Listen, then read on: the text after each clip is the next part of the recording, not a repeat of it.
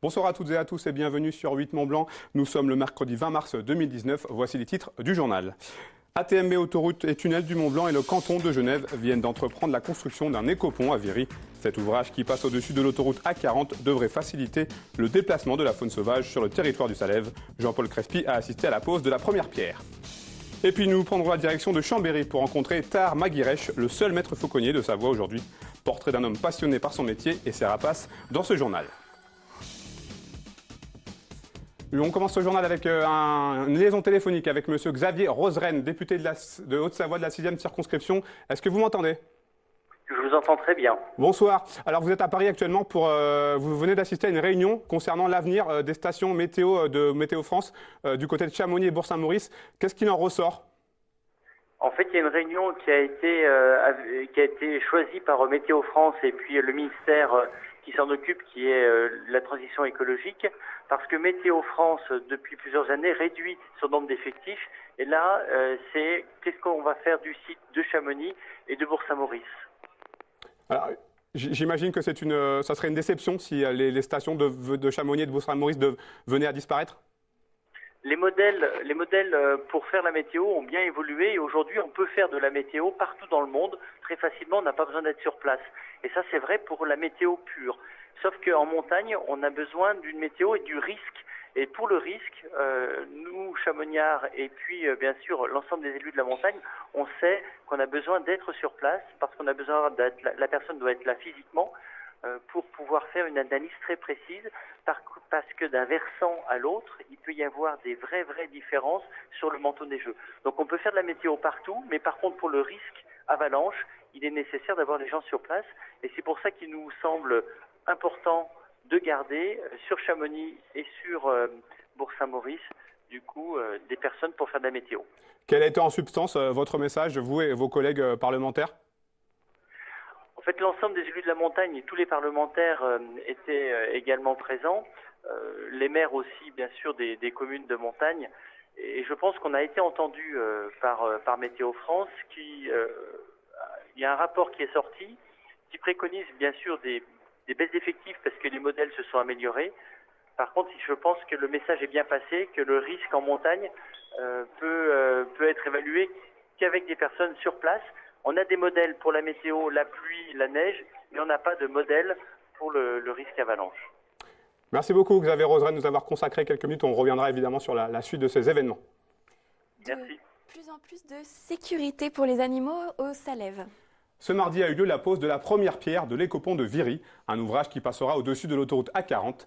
Dès septembre 2019, il devrait permettre à environ 160 espèces d'animaux de franchir sans encombre l'axe autoroutier depuis le Salève et le Vuache jusqu'à la plaine genevoise. Jean-Paul Crespi était présent pour la pose de la première pierre. Une première pierre pour le futur écopont de Viry.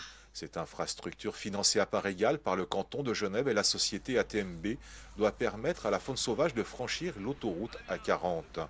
Agendé au projet d'agglomération 2007, l'ouvrage de 25 mètres de large doit restaurer durablement le corridor écologique reliant le Salève, le Vuache et la plaine genevoise. Fruit d'une démarche concertée, ce point de jonction est également un élément marquant du carnet de route environnement de la TMB. Carnet de route qui détermine les ouvrages à réaliser pour renforcer la conservation du patrimoine naturel à l'échelle du Grand Genève.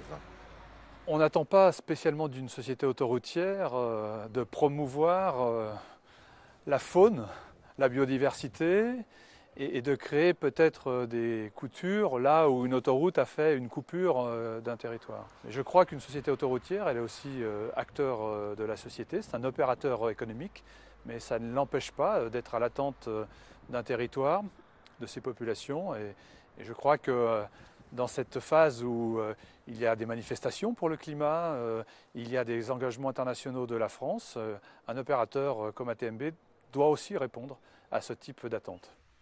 Sur ce territoire, 101 espèces ont été identifiées, dont 24 mammifères sauvages, tels le cerf et le chevreuil. Elles sont toutes susceptibles d'emprunter le pont pour établir une diversité génétique nécessaire dans un espace naturel déjà contraint. On plaisantait tout à l'heure en disant mais ces animaux ils n'ont pas de passeport, on ne sait pas où ils résident, où ils scolarisent leurs enfants, tous ces débats que l'on a nous les humains. Eh bien les animaux, eux, ils vivent sur le territoire transfrontalier. C'est peut-être une belle image de laquelle on devrait s'inspirer. C'est considérer notre espace de vie le plus possible comme partagé, commun, et de lever peut-être ces frontières qui ont aussi leur légitimité administrative et historique, mais qui dans notre quotidien, à vrai dire, n'en font plus beaucoup de sens. Inscrit dans le contrat de territoire, espace naturel sensible et élargi au corridor Itournelle-Salève, la construction de l'écopont de Viry doit s'achever fin août 2019. Coût des travaux, 4,3 millions d'euros. La faune sauvage attendait ce pont depuis 1982, date de l'ouverture à la circulation de l'autoroute reliant Annemasse à Bellegarde. Deuxième épisode de notre série. Et cette semaine, Clémence Roualdès s'intéresse aux maires ruraux de Savoie.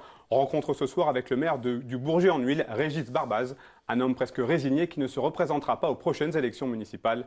La faute notamment à la baisse des dotations de l'État et la perte des compétences de sa commune. Reportage. Je suis Régis Barbaz, le maire du Bourget-en-Huile depuis 1995. Et en 2020, ce sera terminé pour moi puisque je raccroche. C'est une commune où il fait bon vivre, elle est dynamique. C'est presque le paradis. Maire depuis 25 ans, Régis Barbaz aime sa commune où il a grandi et où son père était secrétaire de mairie.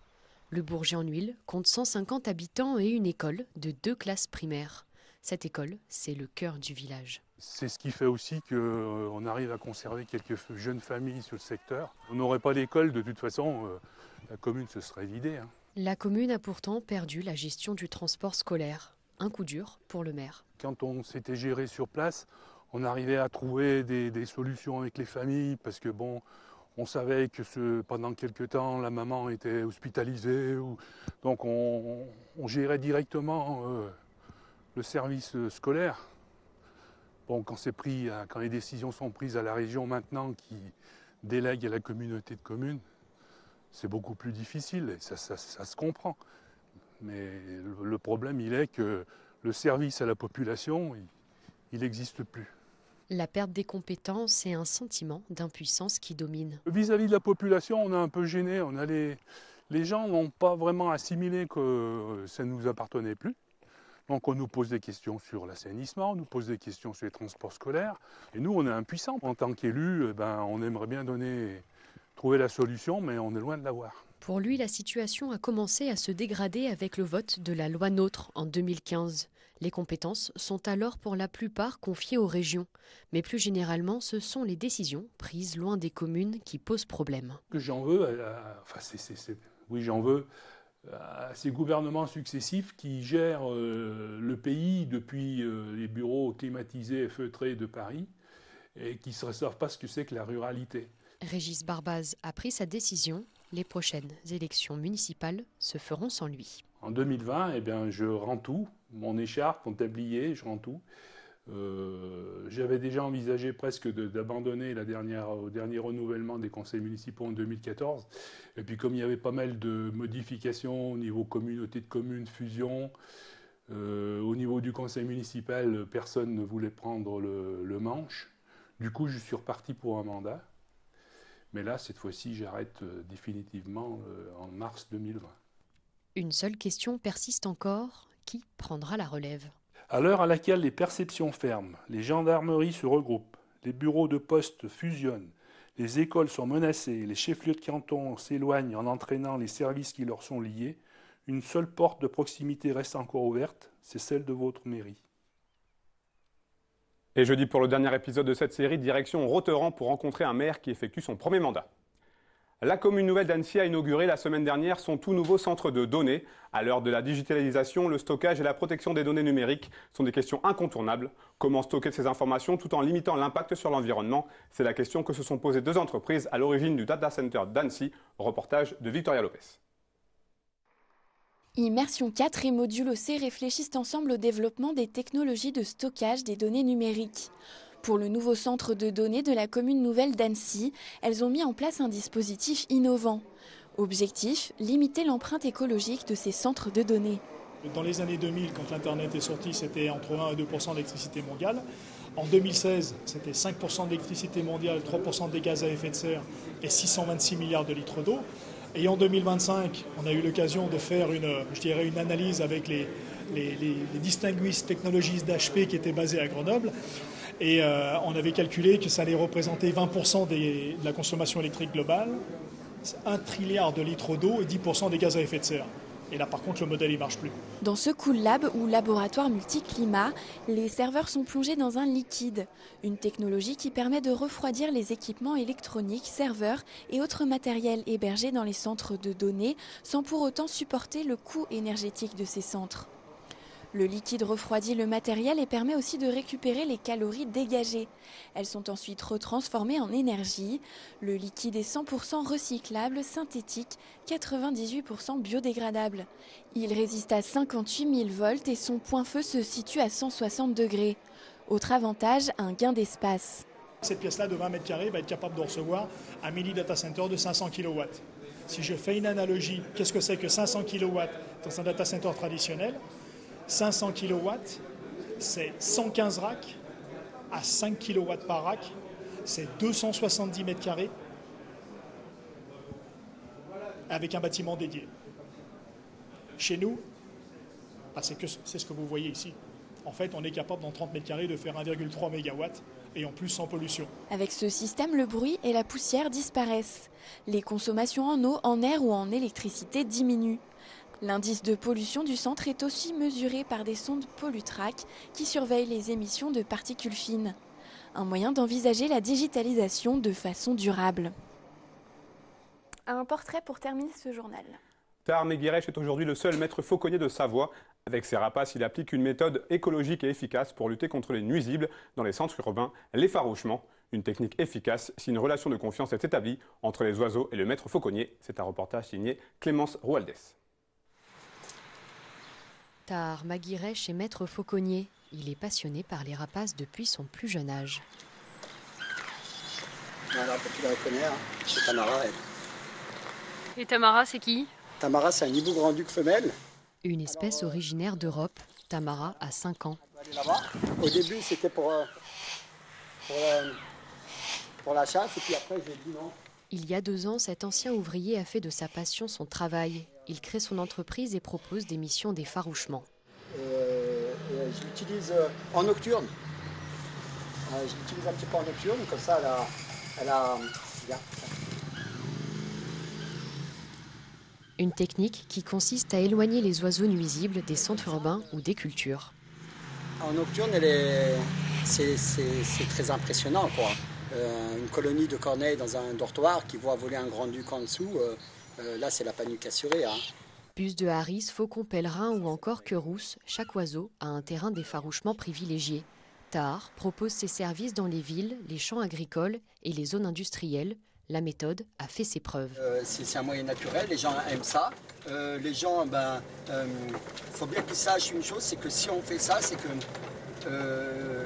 certains nuisibles, en l'occurrence le pigeon, ils sont porteurs à peu près de toutes les maladies, dont certaines peuvent se passer à l'homme.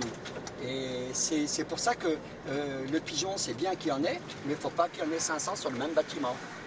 Écologique et sanitaire, l'effarouchement n'est possible que si une relation de confiance est établie entre le maître et le rapace. Tahar l'avoue, ces oiseaux, c'est toute sa vie. Je les aime, les oiseaux.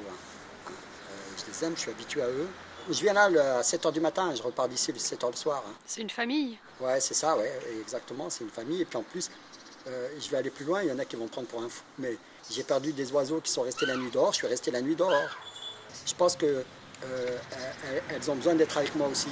Voilà, donc c'est un petit peu, comment dire, on a besoin l'un de l'autre. Voilà. Moi, des fois, ça m'arrive de passer toute l'après-midi sur le tronc d'arbre avec les oiseaux, et rester là, je suis bien. Il y a quoi de mieux, personne ne me contredit. Une seule inquiétude pour ce passionné, que la profession disparaisse. Ils sont environ 300 fauconniers en France. C'est la fin de cette édition. Merci à vous pour votre fidélité à l'information sur 8 Mont Blanc. Victoria, je te laisse conclure. Jeudi, vous avez rendez-vous avec Fanette.